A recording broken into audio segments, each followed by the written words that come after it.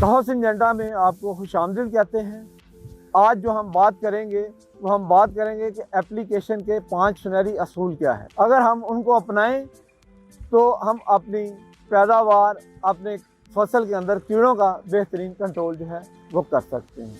Number 1 उसमें यह है कि आप जब स्प्रे करने लगें, जिस एरिया को स्प्रे करना है उसको मार्क कर दें, उसके कोनों पे फ्लैग लगा दें ताकि लोगों को पता चल सके कि इस एरिया को स्प्रे किया गया है, इस एरिया में हमने दाखिल नहीं होना।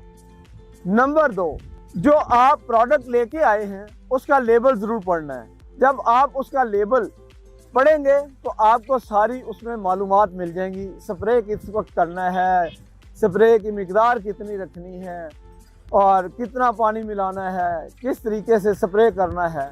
अगर आप लेबल को नहीं पढ़ के करेंगे तो साफ जाहिर है कहीं डोज ज़्यादा हो जाएगी, कम हो जाएगी, स्टेज आगे पीछे हो जाएगी, सोल्यूशन बनाने में वो गलती हो सकती है। तो ये सारी चीज़ें लेबल के ऊपर लिखी हुई हैं, तो उसको ज़रूर अच्छे तरीके से पढ़ें।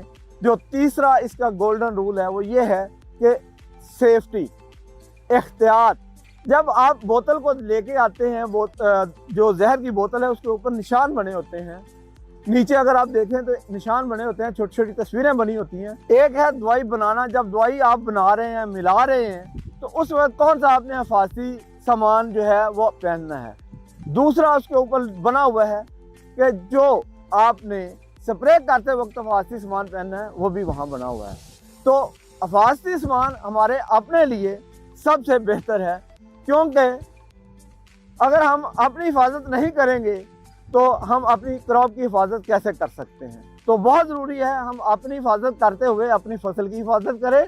उसके बाद जो चौथा गोल्डन रूल है वो ये है, स्प्रे करने के बाद आपने बाथ लेना है, नहाना है, ताकि जितना भी स्प्रे लगा हुआ है वो सारे का सारा स्प्रे जो है वो आपके जिस्म से हट जाए, आप क्लीन हो जाएं, साफ़ सुथरे हो जाएं, ताकि आपके साथ जिस्म के साथ ज़्यादा देर जो स्प्रे का कांटेक्ट है वो ना रहे। स्प्रे वाले कपड़े जो हैं वो आपने एक अलग रखने हैं, उनको अलग धोना है, दूसरे कपड़ों के साथ मिला के नहीं धोना। जो 5वां असूल है वो ये है कि जिस मशीन के साथ आप स्प्रे कर रहे हैं उस मशीन को साफ़ सुथरा करके रखना है। स्प्रे करने से पहले पानी डाल के चेक करें कहीं इसका पंप लीक नहीं है, कहीं कोई लीकेज तो नहीं है, कहीं नोज़ल बंद तो नहीं है, कहीं फिल्टर चोक तो नहीं हुए। ये चीज़ें आप चेक करेंगे। जब स्प्रे के लिए लेके जाएंगे, जब आपने स्प्रे ख़त्म कर लिया उसके बाद आपने इनको वापस ला के धोना है।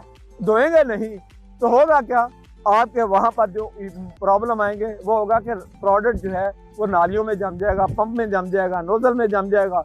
तो अगले दिन हमारे जो दोस्त किसान हैं वो उठा के वैसे ही चले जाते हैं, जाके पानी डालते हैं, दवाई डालते हैं और स्प्रे करना शुरू करते हैं, और उसके बाद देखते हैं जी लीक हो गई, वो खुद भी नहा रहे होते हैं और नोज़ल चौक हो गई, उसमें सुराख कर रहे होते हैं।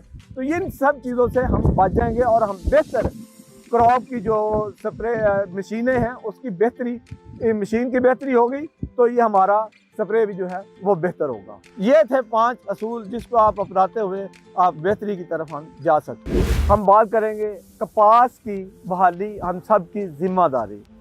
इसका मतलब ये है कि हम सब को अपनी जिम्मेदारी निभानी है।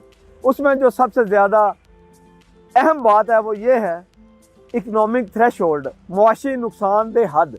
अगर हम देखें हर कीड़े की, कपास की इब्तिदा से लेकर कपास की चुनाई तक इसके ऊपर कीड़े आते हैं।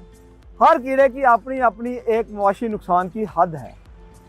जब हम उस हद के ऊपर स्प्रे नहीं करेंगे तो हम नुकसान कर बैठेंगे। इब्तदाई जो कपास का मरहला है उसके ऊपर अगर हम देखें तो सकिंग का जो है वो अटैक आता है।